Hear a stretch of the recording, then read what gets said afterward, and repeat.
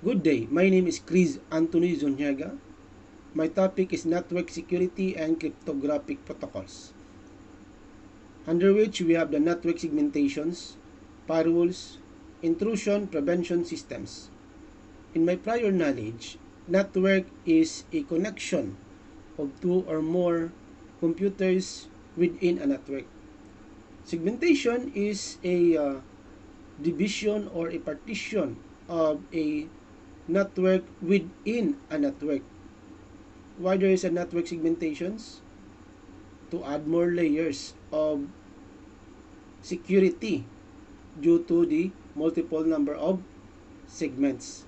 So the attackers cannot easily see all of the data because of multiple network segments.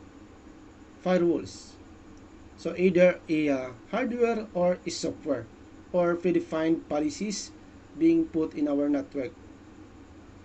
Then the intrusion prevention system, when the threat is being detected with the use of IDS or intrusion detection system, the role of the intrusion prevention systems or IPS is to prevent from damage of our segmented networks.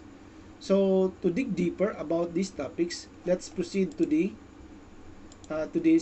topics.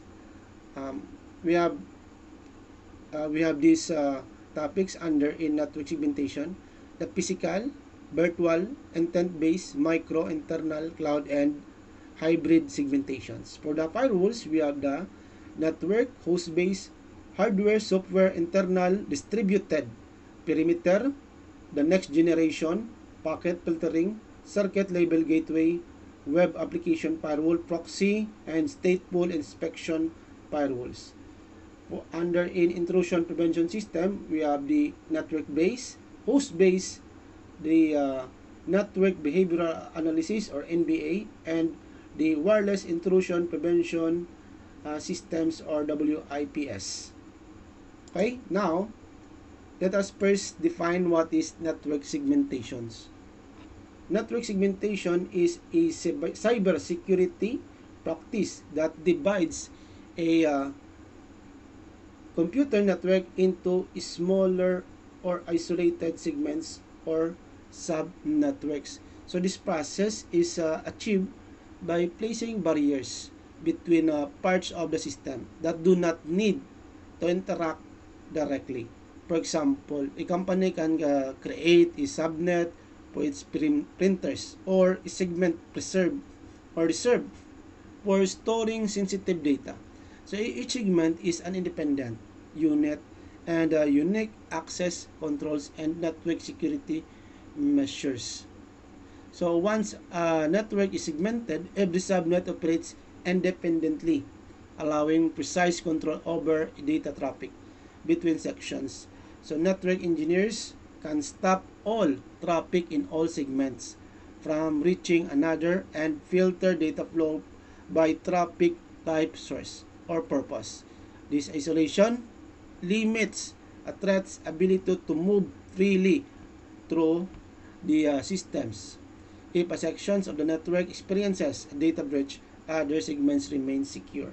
So for example, in our site 1, site 2, site 3, and then site 4, in our illustration, that each site represented with segmented networks. So when the site 1 is being attacked with the attackers, the isolation will be activated and the rest of the segmented network will remain operated or processed. So that is the purpose of network segmentations, that the business continuity will still operate.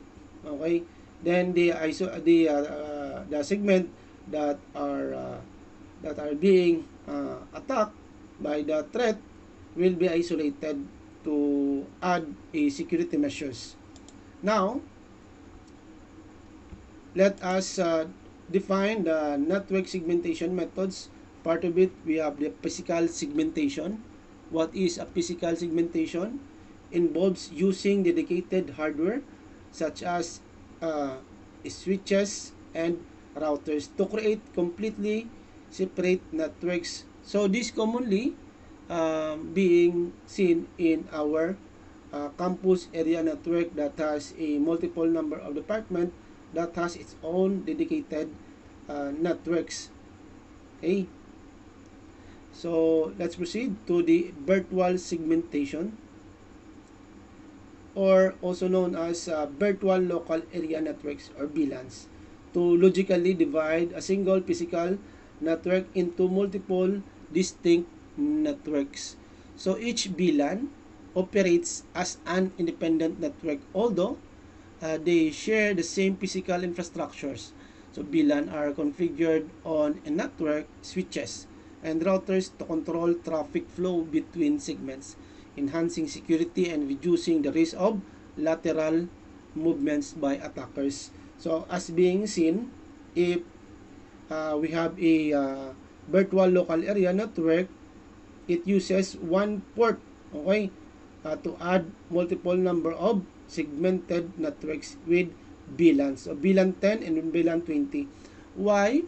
It reduces the risk of lateral movements, because if we don't have a virtual local area network or virtual segmentation, the attackers can have a lateral movement which can see all of the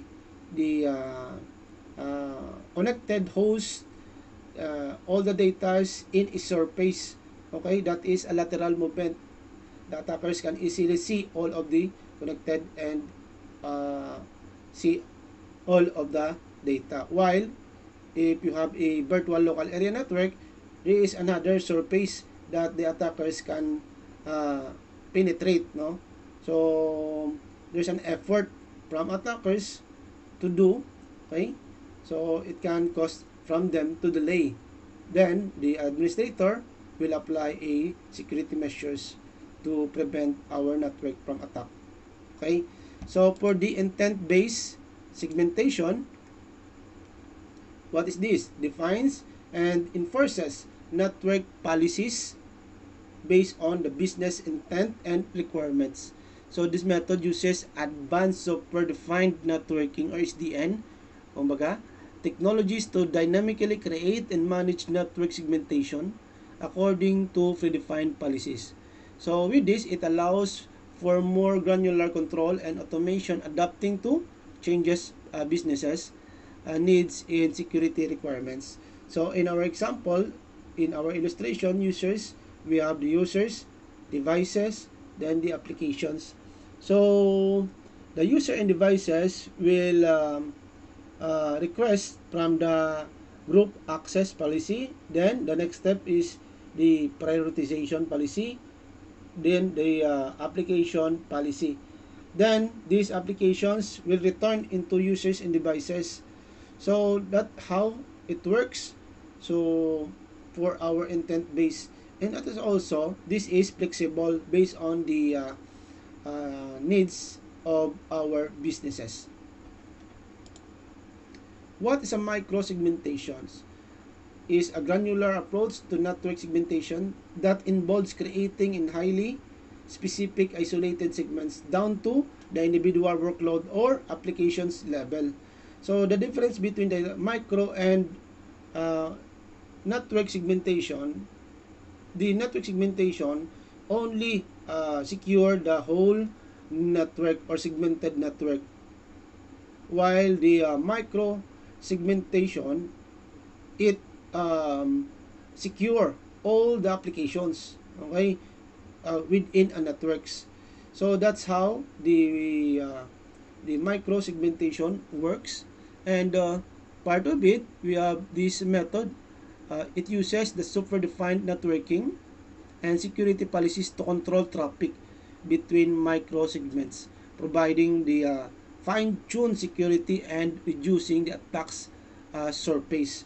So it is not only virtual segmentation, but it's also micro segmentation, which the every applications are being secured by this type of segmentation, which is the micro segmentations. So for the internal segmentation, divides the internal networks into isolated segments to protect sensitive data and critical systems from insider threats. So this methods uses internal firewalls, access control lists or ACLs, and network monitoring to control traffic between segments, enhancing security and reducing the risk of internal networks. In the left side of our screen, in our figure, so we have the user workstation, then the internal servers. So with this, it defines the internal network or zone. Also, from the upper part of the figure, we have the proxy, email, and web, and defined as the militarized zone or DMZ. Then the lower part is the application server, database server, the DMZ or the militarized zone 2. Okay. Then in the center we have the firewall. Okay. So with this, it defines again that the internal segments is has a isolated segments to protect sensitive data and critical systems from insider threats. So that is our internal segmentation. For the cloud-based segmentation, it involves dividing cloud environments into isolated segments into enhanced security and compliance. This method uses cloud native security controls.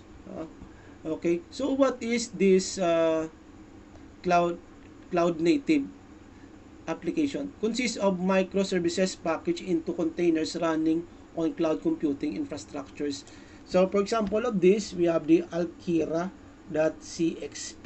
So in the center of our figure, it has the services offered or featured offered the user and sites being hosted on the cloud, the services, then the cloud connections. So we have the segments, no, segment from the upper right, yes, then the segment 2 and then the segment 3. Then we have the data centers. So with this platform, this industry uses cloud-based to easily manage their services being offered.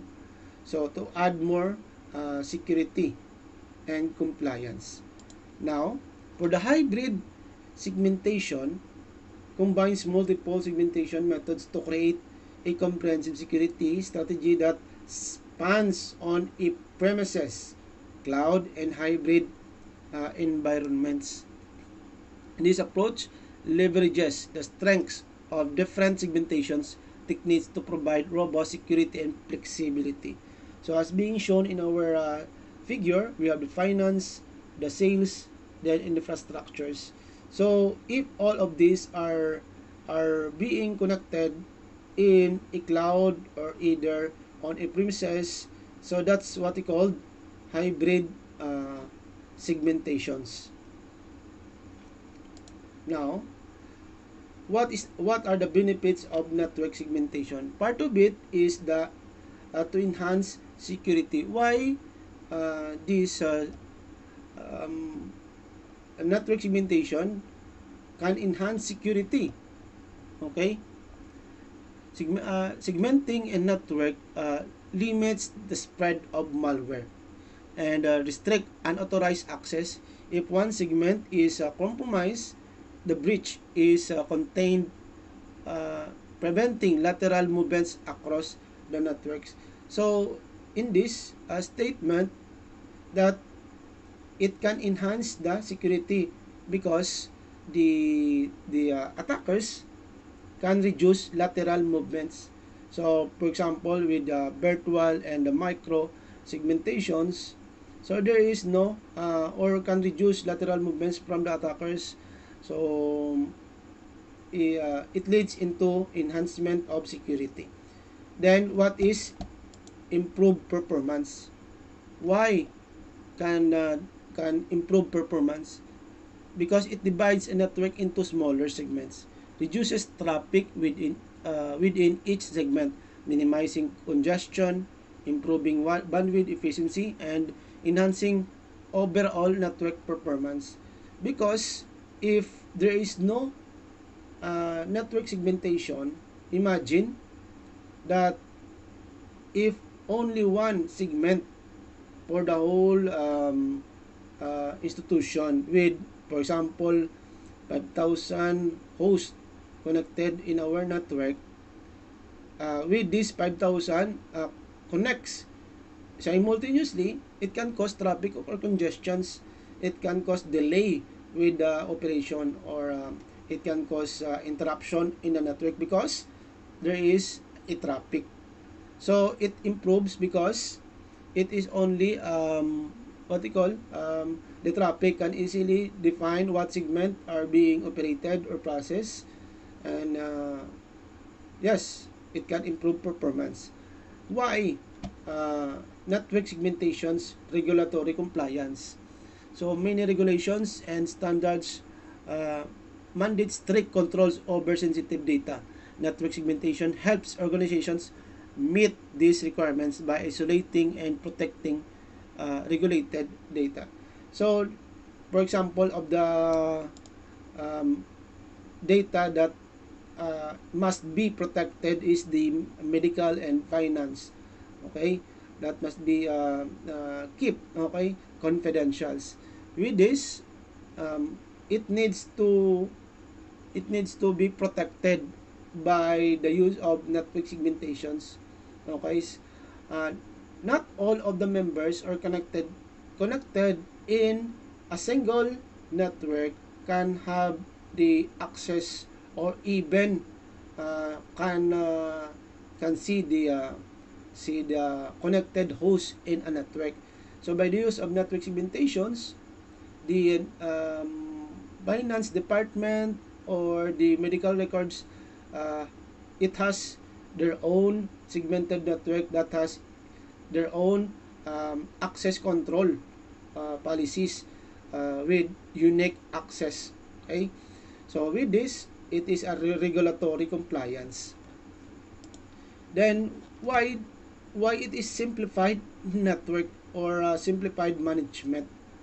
Because enables more manageable and focused security policies. Network administrator can tailor security measures and access control to the needs of each segments. So if there is a security measures being applied in one network, if the other segmented network needs for it, it can tailor from the other segments. So simplified because also network administrators can easily monitor, manage the network. So by the use of segmented networks. Imagine if uh, it is not segmented. So the uh, the monitoring of a network traffic cannot easily define. And why reduce attack surface? So given segmented na siya, reduces number of potential entry points for attackers, making it harder to penetrate the network and limiting potential damage of successful attacks. So given that the attack is enters in our network with segmented networks, so given that our network has a multiple number of segments, so the attackers cannot easily enters with multiple number of entry points. So that's the purpose of network segmentation. It reduce attack surface. Business continuity. So what is this? Every businesses needs to have a business continuity, because if there is no business continuity, there is a loss of income. Part of it, it is a industry standard that it must be operated 24/7 if it is what we call government agencies. A network bridge segmentation ensures that unaffected segments continue to operate normally, reducing downtime and maintaining business continuity. Okay? Then, when to segment a network? So, The primary reason to segment a network is to proactive risk management. There is no one size fits all answer to whether it is necessary for your organizations. So, data sensitivity. This is a most critical factor. Segmentation is essential if your organization handles highly sensitive information like your financial and medical records. Isolating and protecting this data reduces the risk and potential impact of breach. Okay, so it needs to be protected with our sensitive data like financial and medical records, compliance records. So many of our industries faces strict data security and privacy law.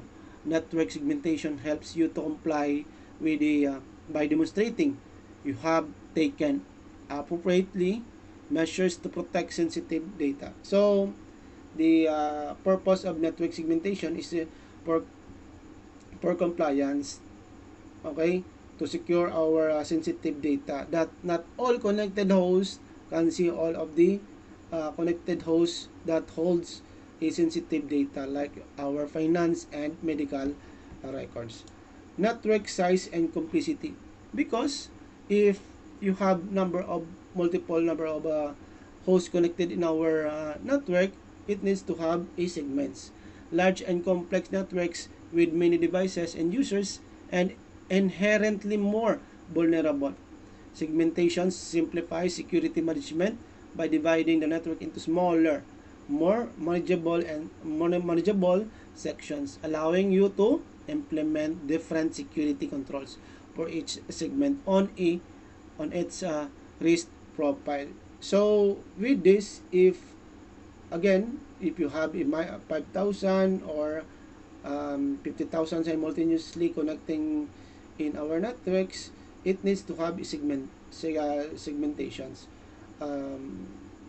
Okay, with complex, security measures. Threat landscape. What is this? Consider the types of threats your organization faces. If your target for a sophisticated cyber attacks and advanced persistent threats, segmentation is an additional security layer. So again, just like what I have said earlier, that if you have one layer of security, the attackers can easily see the data inside your network. But if your network is segmented, the threat or attackers cannot enter in every entry points because in every segment has its own security measures being applied on it. Okay. Now let's proceed to the firewall. What is a firewall? Is the first line of defense that monitors incoming and uh, outgoing traffic and decides to allow or block specific traffic based on a defined set of security.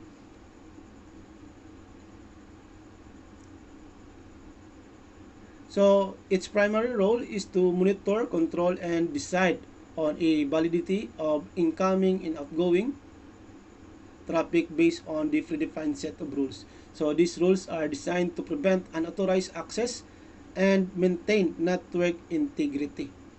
So let us first define this firewall in our figure. So in the center we have the blocks that represents a firewall in every segmented network. So this firewall again may be a hardware, software, or predefined policies being applied in every segments.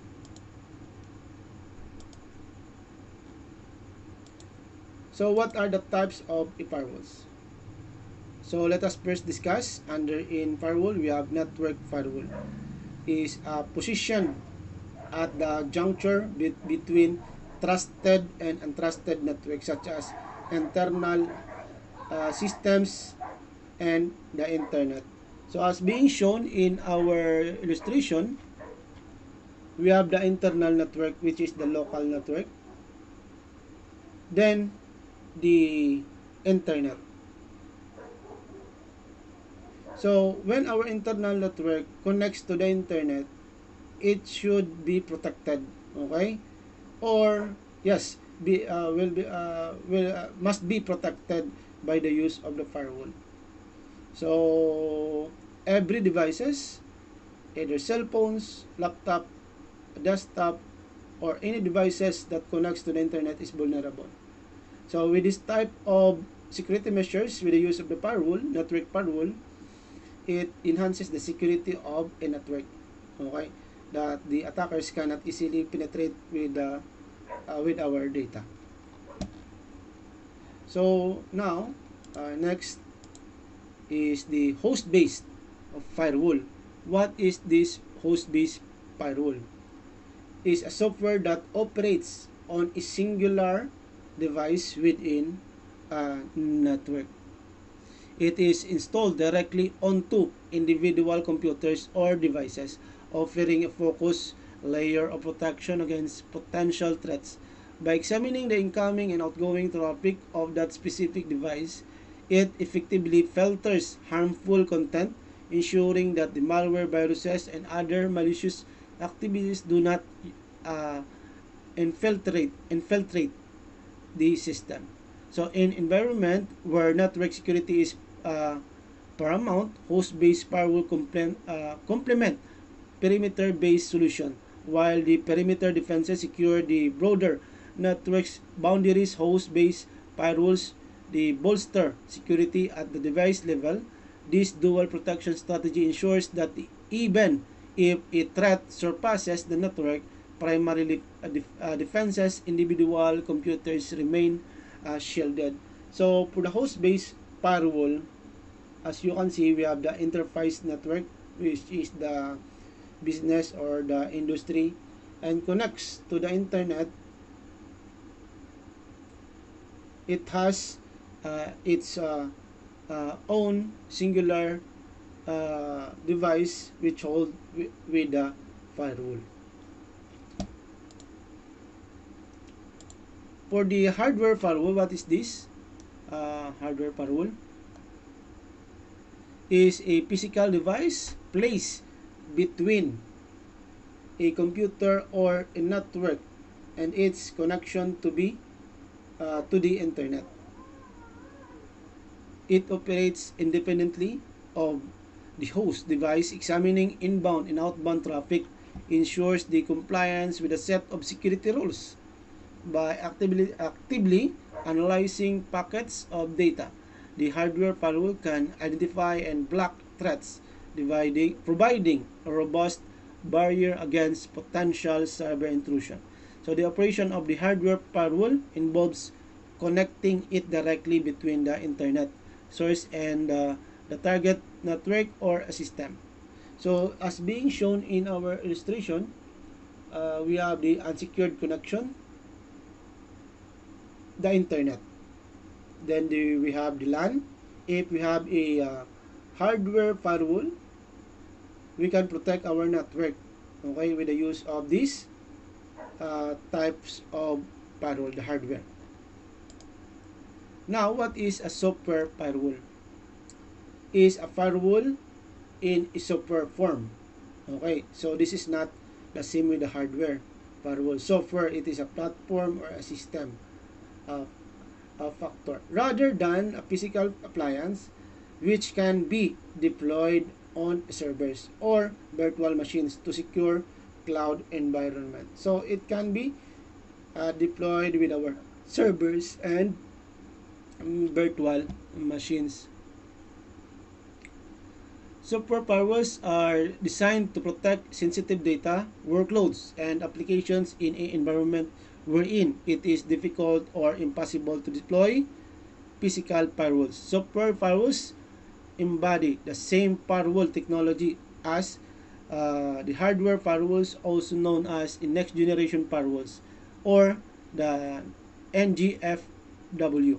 They offer multiple deployment options to match the needs of hybrid or multiple clouds environment and modern cloud applications. Software firewalls can be deployed into any virtualized network or cloud environment. So in our case, we have the private and the public cloud. Okay? In the center, we have the cloud firewall. And then the managed service firewall. So the connection of our private and public, and in the center, the firewall to secure our uh, uh, uh, private and public transactions. Internal firewall functions primarily within a network confines, targeting security threats that may have already penetrated the perimeter defenses. So when we say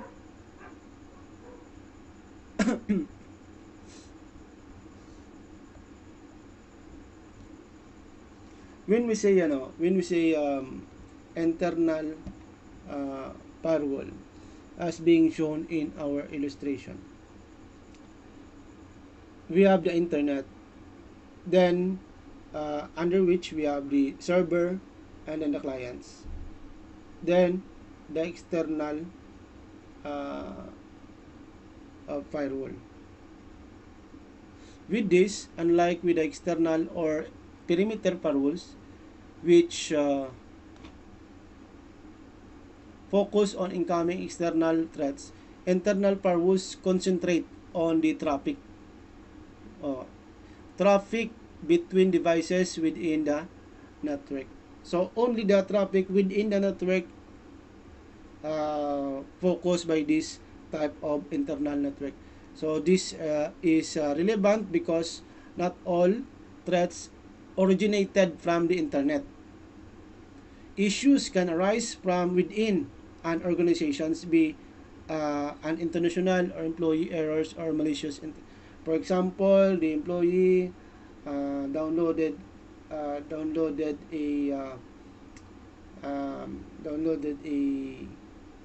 a application from outside, then he or she is using the flash drive, and the flash drive connects to the company's laptop or PC, then the attack uh, will be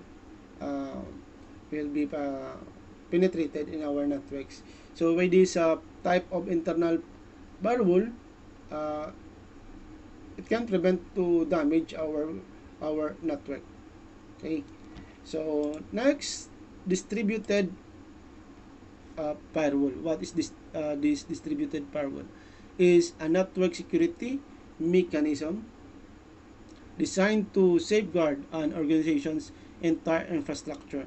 Unlike with a traditional firewall, which are typically concentrated on a single node or device, distributed firewalls operates across a network. They harness the capabilities of multiple devices to monitor and regulate traffic, ensuring consistent and complete protections. So, as being shown, if your institution has multiple number of segmented networks, and it needs to have a distributed firewall, okay, along with your network. Now, what is a perimeter firewall? Establishes the boundaries between a private network and the public domain of the internet.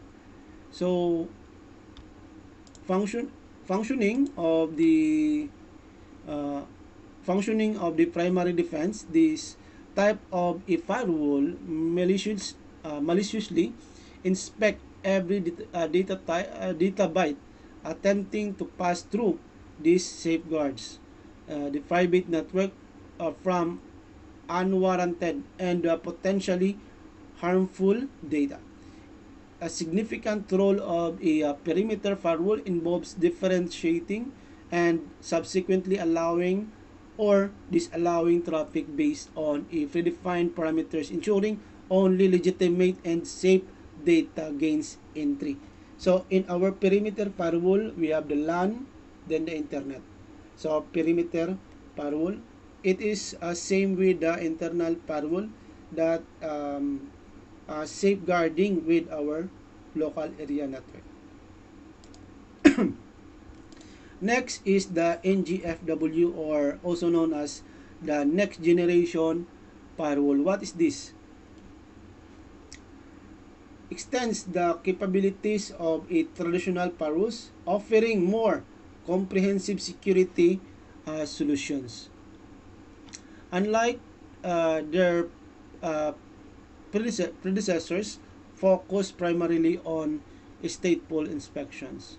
So provide enhance the features to understand and control application traffic, integrate intrusion prevention mechanism, and utilize cloud source threat intelligence. This involved approach ensures a more meticulous inspection of data packets, accounting for the integrate uh, nuance modern cyber threats.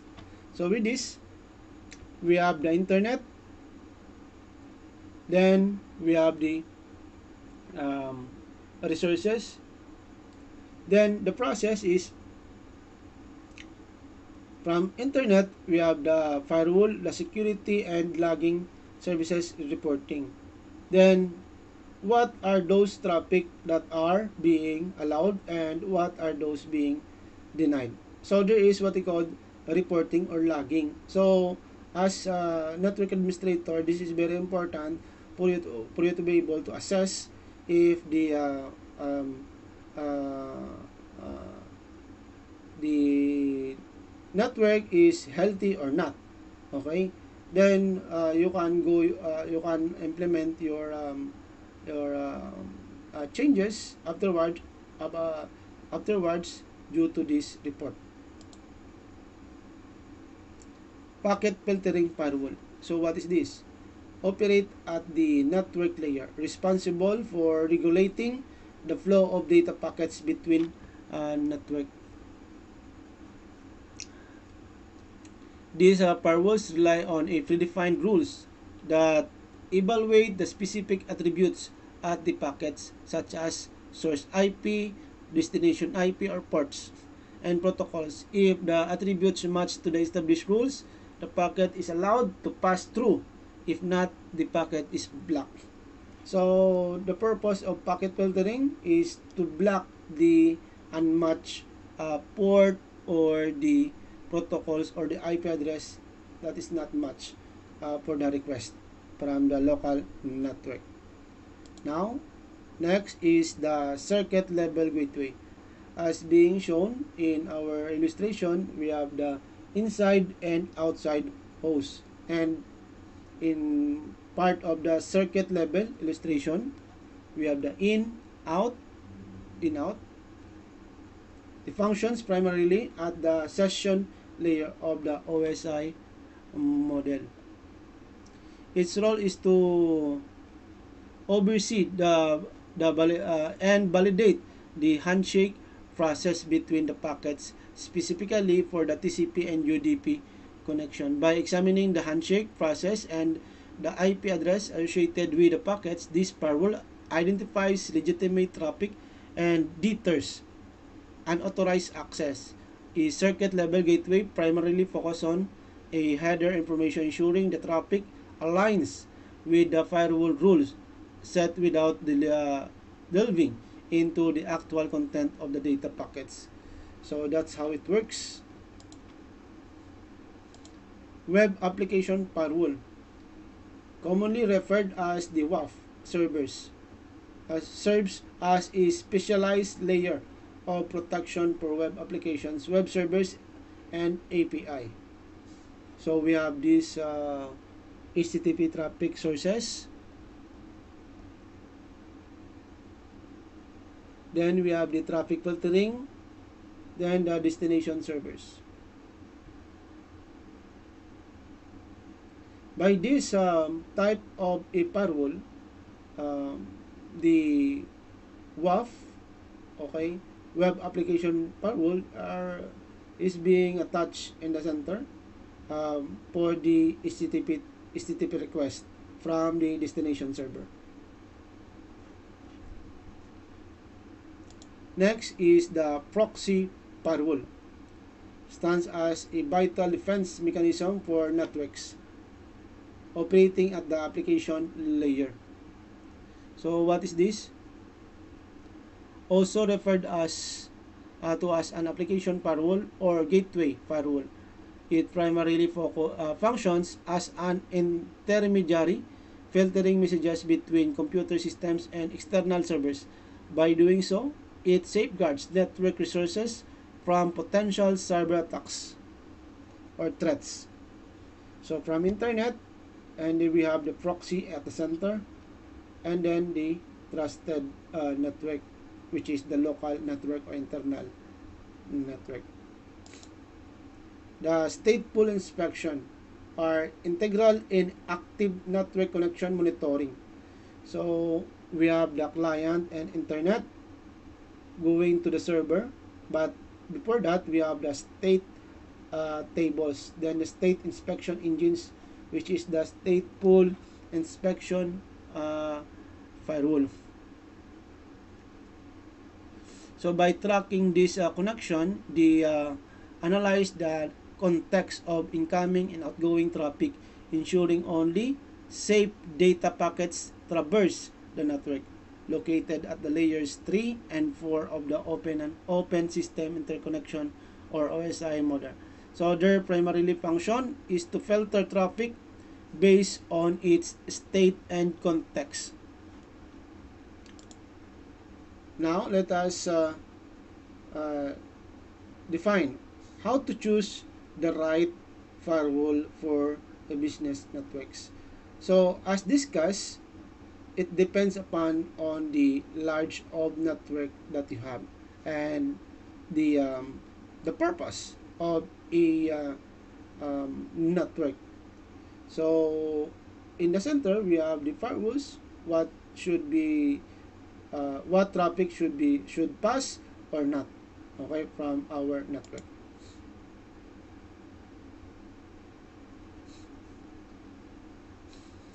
And let us now discuss the intrusion prevention systems. So what is intrusion prevention system? Can be software application installed on endpoints, dedicated hardware devices connected to the network or delivered as a cloud servers.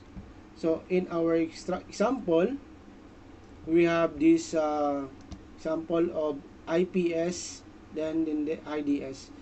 Actually, the IDS and then the IPS is uh, uh, I can describe them as a twin.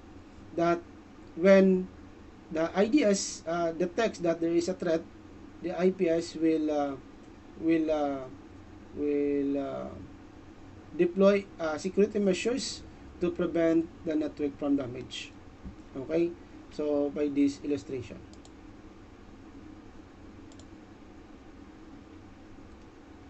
So types of intrusion prevention system: monitors inbound and outbound traffic to device across the network, inspecting individual packets for suspicious activity, or NIPS monitors are placed as a strategic point in the network. So that is for network intrusion prevention systems. So as being shown in our illustration, that the what we call IPS is being attached in the center. We have the corporate network owned by one of the industry, and then we have the internet. So from firewall into router, that is the connection of the network intrusion prevention system.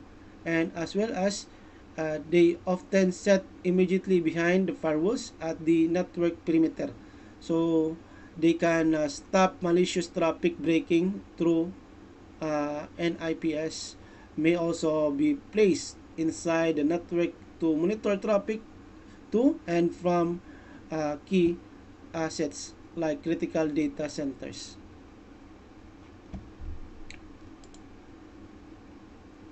For the host-based intrusion prevention system, is installed on specific endpoints like laptop server and monitors only traffic to and from that device. As the word itself, host base, okay, so being installed in a endpoint.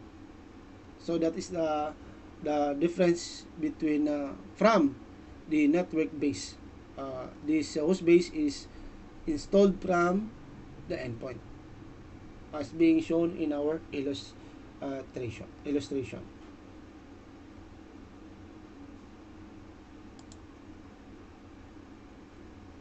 So for the network behavior analysis or NBA solution, monitors network traffic flow. So that's the purpose of the NBA.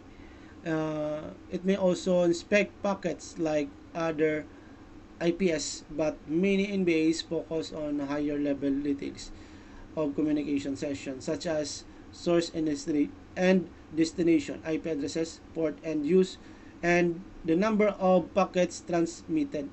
So also it uses anomaly based detection methods, plugging and blocking any flows that deviate from the norm, like DDoS attacks on a traffic or a malware infected device communicating with an unknown command and control servers. So in our illustration, we have the segmented network, the NBA sensor, okay, as defined as NBA segment. And from the outside, we have the firewall, a switch, and then the router above, and then a switch. Alright, so wireless intrusion prevention system. So from the term itself, wireless, okay, monitors wireless network protocols for suspicious activity like unauthorized users and devices accessing the company's Wi-Fi. So this is this for this example, we have um, the cell phone connecting to the satellite and many more. So by this embedded uh, wireless intrusion prevention systems, okay, inside a network to protect the wireless connection, not only with a cable connection, okay, entering with a wired connection. So by this, what are the attacks detected and prevented by the IPS? So one of it is the address resolution protocol, or ARP, spoofing. This attack redirects traffic from a legitimate system to the attacker's fake ARP messages sent by attacker. Create a link between the attacker or media access control address and then the IP address of an attack system. So buffer overflow. This attack uses vulnerabilities in the buffer overflow to override memory and corrupt the execution of an application. So let me wrap up this. We have the distributed denial of service, or DDoS, IP fragmentation, operating system or OS fingerprinting, ping of death, the port scanning, server message block or SMB, SMORP, secure socket layer or SSL, the SYN flag. Alright, so you may also try this one for you to be able to practice with the attacks to prevent your network. Okay, next is for the network segmentation tools. So we have the Cisco Secure Workload, VMware NSK, Illumio, Fado, Algosec, Tofin, Alkamai, Guardcore, Centra. Then the this one, Fidelis Halo. And these are the logos in the right side of the screen. So for the firewalls, there are a lot of tools that we can use to apply firewalls. Okay, here are some of the examples. The skybox, and in the right side is the example of the dashboard that we can use. The firewall builder, the AWS firewall manager, the Cisco Firepower Management Center, Fireman, the Managed Engine Firewall Analyzer, the AlgoSec, Tofin Secure Track, Firewall Browser, Palo Alto Panorama.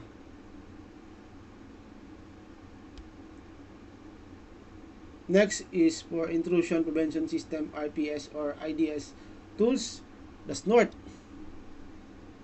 one of the most popular, Suricata, the OSSEC,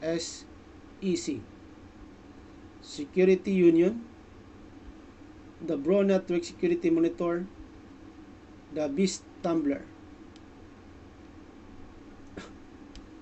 Smooth Wall Express, Untangle, NG Firewall, then the Clam AB. So there are lots of tools that we can use from the network, firewalls, and intrusion prevention systems. So this being shown to you is an example only for these tools. And we have this activity that we can try at your home.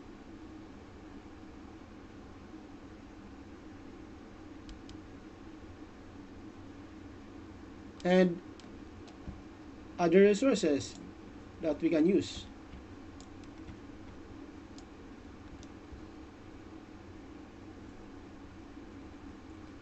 So in here we can see in live the malware, phishing, and exploit being held in our global network. Also, we can use the what we call the government cybercrime records that we can refer with the current cybersecurity news.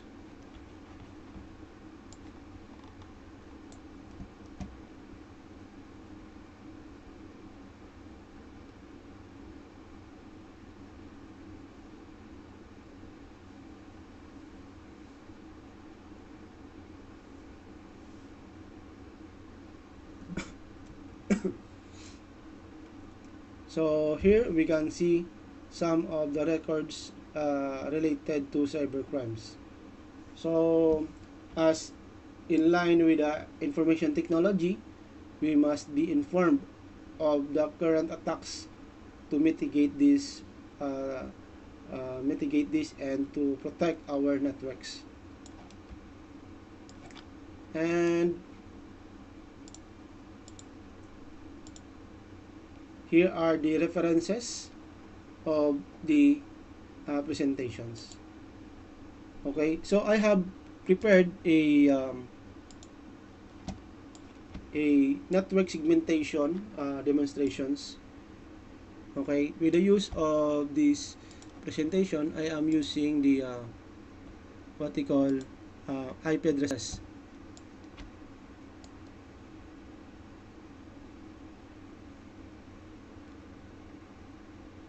So let's say we have this one network, the LAN network, and for the LAN network, we have these clients, okay, connected in our network. So I will be following this, no?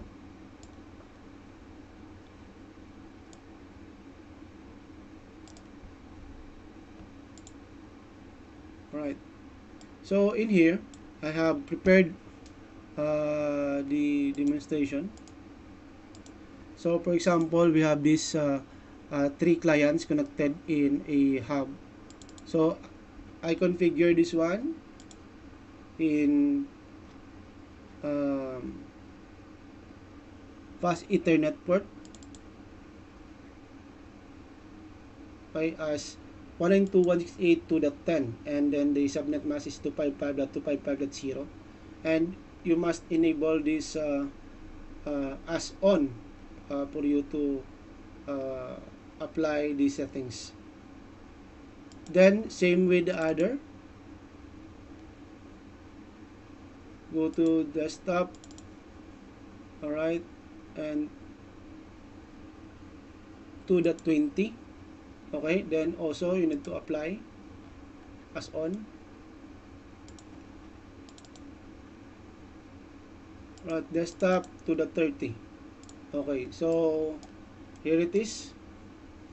So 2.10 and 2.30. This is connected to the 192.168. Sorry. 2.10 is referred to a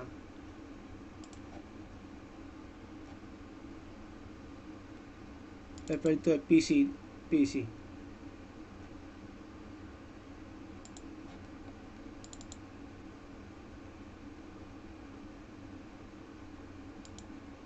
This is 2.10.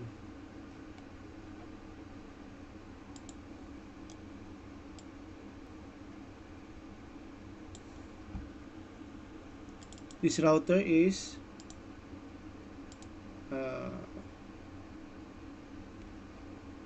connected to let me see, this one, gigabit 00. Okay,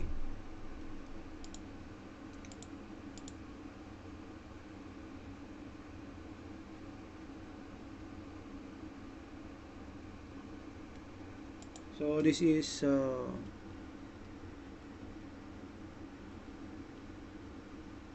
192.168 dot 2.1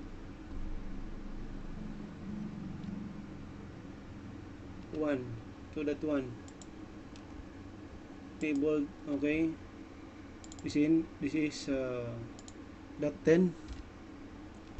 Okay, static, apply 2.30, 20 rather, sorry.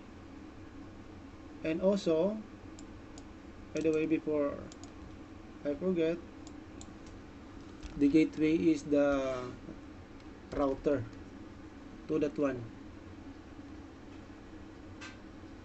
Okay, 2.1.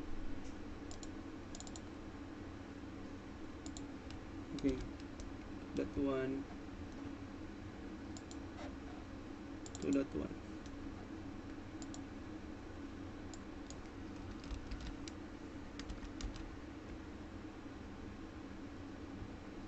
Maybe I can configure the DNS server, which is the 192.168.168.168, the IP address of the one. Okay, this one, 168.168. Okay, let me configure 192.168.168.168. So this defines the parent router or the ISP. Okay, same with this. Okay, so this configuration I am using is the GUI or GUI of the Cisco Packet Tracer, but we can also use the config, okay, the CLI, but for now I will be using the GUI. And for the hub, there is no configuration. Router is okay. Now there is an internal network, which is the 2.1. okay, so let me correct this one. Okay, 2.1.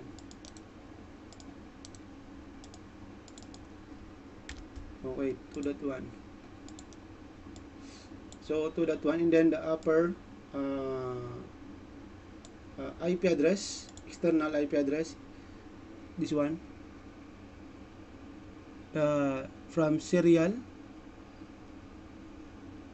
interface 00.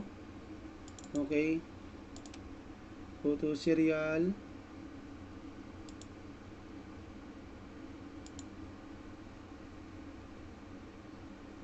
okay, 192.168.168.1.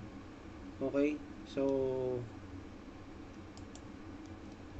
internal 1 connected to this router 192.168.168. okay, for what is this, just hover from serial 00. okay, this one. Alright, so by the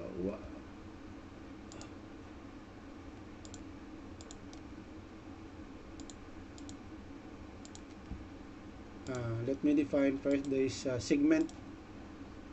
This is another segment. Okay, and then the other segment,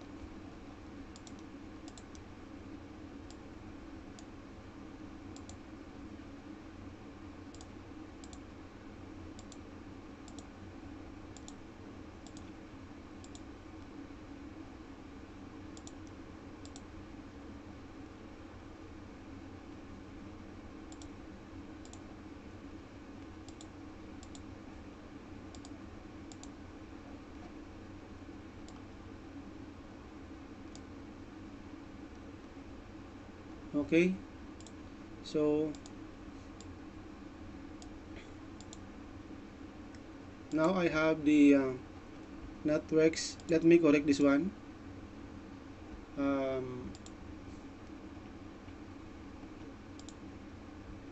Desktop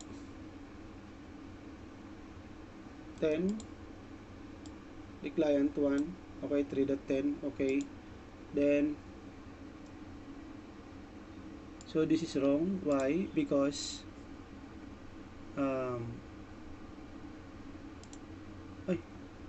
Control Z. Okay, sorry. This is serial this one. Okay, then let me check serial.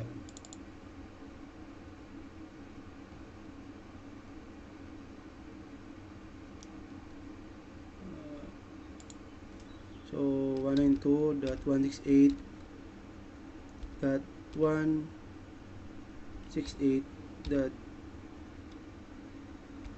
sorry 169.169 on. Okay, then serial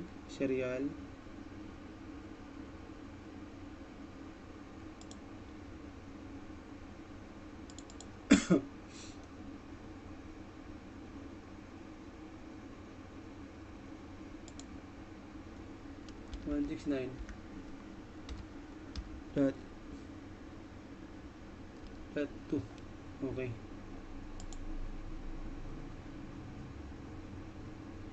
forward.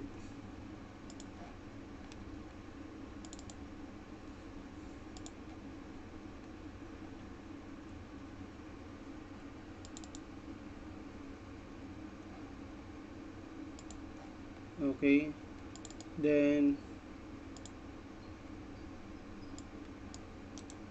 let me change this one as 169.169.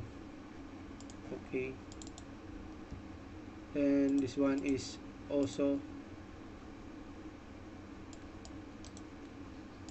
169. Then the router, local router dot 3.1,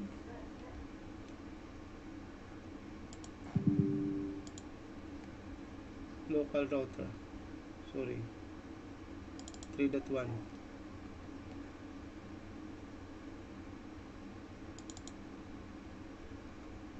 This one, 3 router.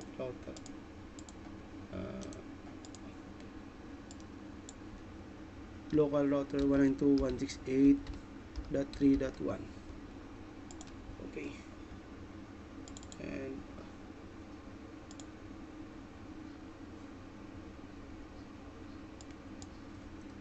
192.168.3.1.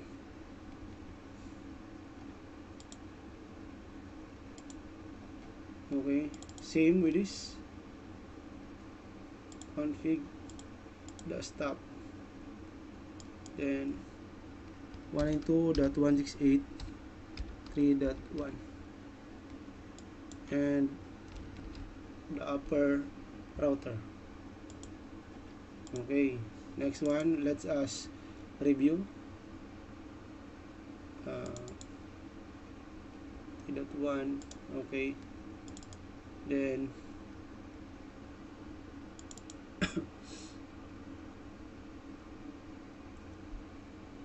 169.2. okay, serial.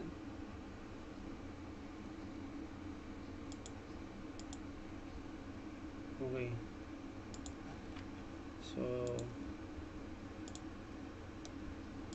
so let us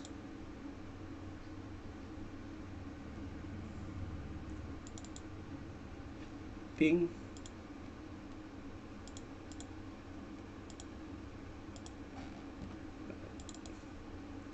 so from this segment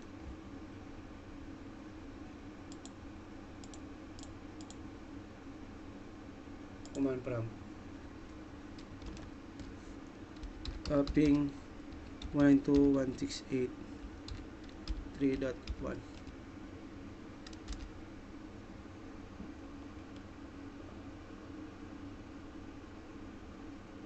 Sorry, 2.1. Other 2.1.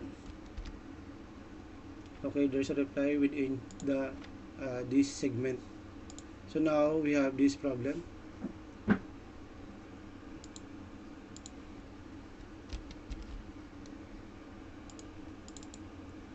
So let us pick this one.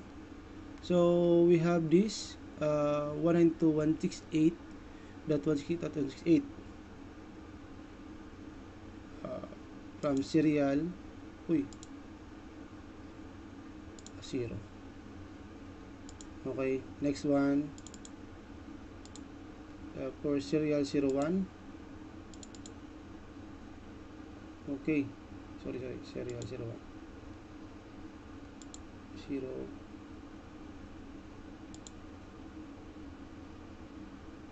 169 is 169.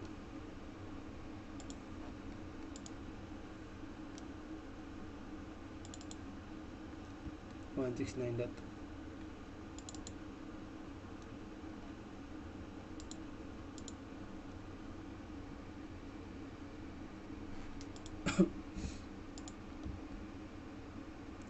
Okay, sometimes there is an error, so let me save and then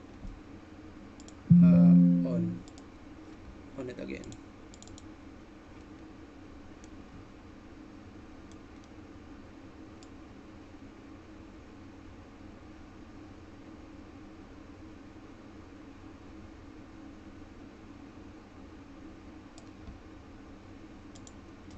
So we have this segment inner and inner LAN.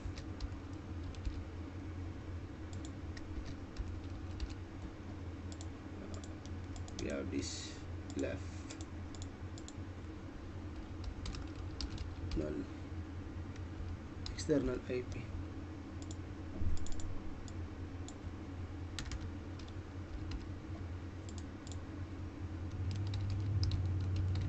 .168.168. So this is 169. 192.169.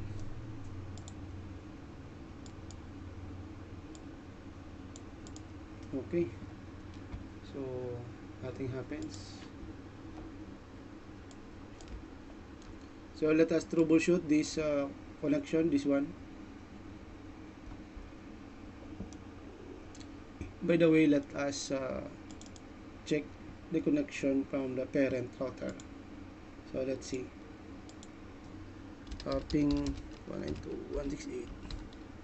192.168.168.168. So due to the security in the upper part of the network, we cannot access. So there is needs to be configured before we can access to the external. So I am now troubleshooting these connections within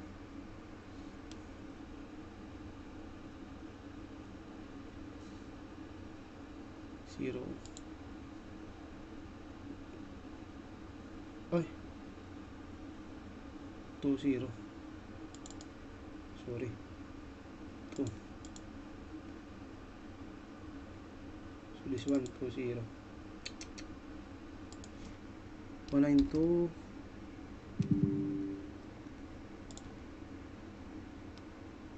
Zero.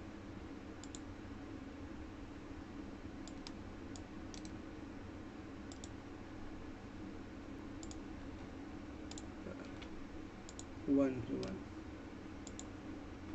Oh, sorry, ano na. Okay, sorry. So this is from 1. So we now have 2 segments of network.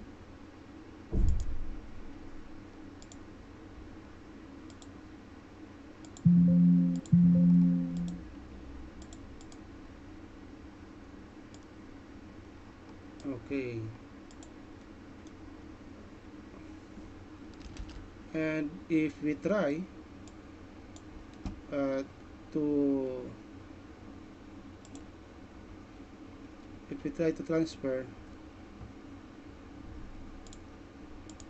from here to here,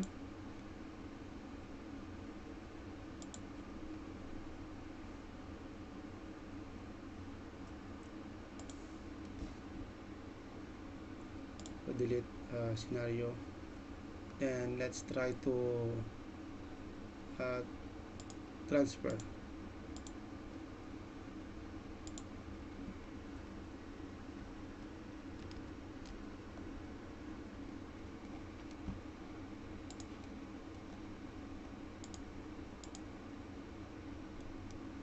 Oops, successful. Then we have this one, successful.